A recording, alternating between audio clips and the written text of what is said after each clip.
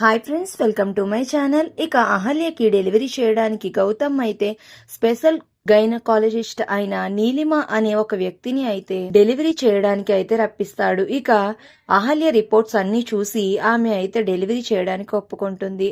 ఇక అహల్యని operation theatre కి shift చేస్తూ ఉండగా ఇక అప్పుడే గౌతమ్ అయితే దేవుడికి దండం పెట్టుకుని ఇక అక్కడి కుంకుమ తెచ్చి అహల్యకి పెడతాడు. పెట్టి, అహల్య గారు, మీరు ఏమి భయపడకండి, మీరు బిడ్డ క్షేమంగా ఉంటారు, మీకేం కాదు, మీకు తోడుగా ధైర్యంగా నేను ఉన్నాను, ధైర్యంగా ఆపరేషన్ థియేటర్లోకి వెళ్ళండి అని అయితే ధైర్యం చెప్తాడు.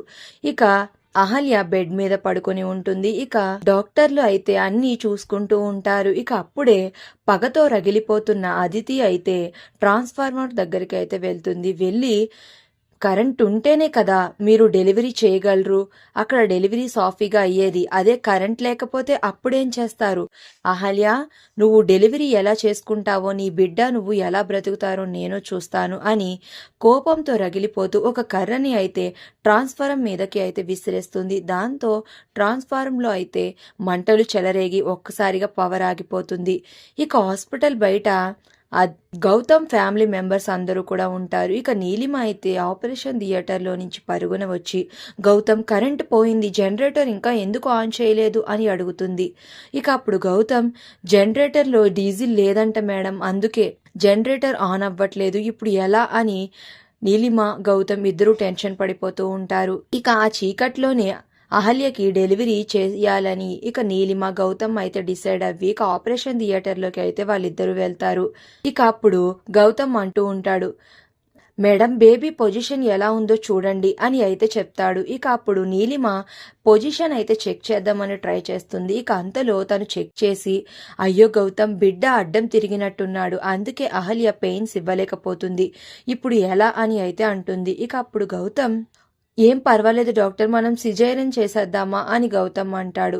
లేదు గౌతమ్, ఈ టైంలో సిజేరియన్ చేయడం చాలా రిస్క్, ఏదోలాగా మనం నార్మల్ డెలివరీయే చెయ్యాలి. అహల్య, అంతా నీ చేతుల్లోనే ఉంది, నువ్వు గట్టిగా పుష్ చేస్తేనే నీ ప్రాణం బ్రతుకుతుంది, అంతా నీ చేతుల్లోనే ఉంది అహల్య, నువ్వే గట్టిగా పుష్ చే అహల్య అని అయితే నీలిమ చెప్పడంతో ఇక అహల్య అయితే గట్టిగా పుష్ చేస్తూ ఉంటుంది. ఇక చాలా విపరీతంగా నొప్పులు వస్తూ ఉంటాయి అహల్యకి. ఇక అహల్య చేయి పట్టుకుని గౌతమ్ అయితే అహల్యకి ధైర్యం చెప్తూ ఉంటాడు. ఇక అలా నొప్పులు ఇస్తుండగా ఒక్కసారిగా అహల్య అయితే స్పృహ కోల్పోయి పడిపోతుంది. ఇక అది చూసిన డాక్టర్ అయితే, అయ్యో గౌతమ్, ఇప్పుడు అహల్య స్పృహలోకి గనక రాలేదంటే బిడ్డ బ్రతికే అవకాశం 0% అయిపోతుంది, ఇక ఆ బిడ్డ మనకి దక్కడు, అహల్య కూడా దక్కదు, ఏదో ఒకటి చేయి గౌతమ్, అహల్యని ఏదోలాగా స్పృహలోకి తీసుకునిరా అని అయితే చెప్తూ ఉంటుంది.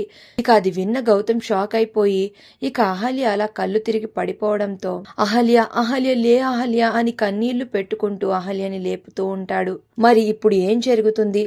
అహల్యని, అహల్య కడుపులో ఉన్న బిడ్డను గౌతమ్ ఎలా కాపాడుకుంటాడు అనేది నెక్స్ట్ రివ్యూలో తెలుసుకుందాం. వీడియో నచ్చితే ప్లీజ్ సబ్స్క్రైబ్.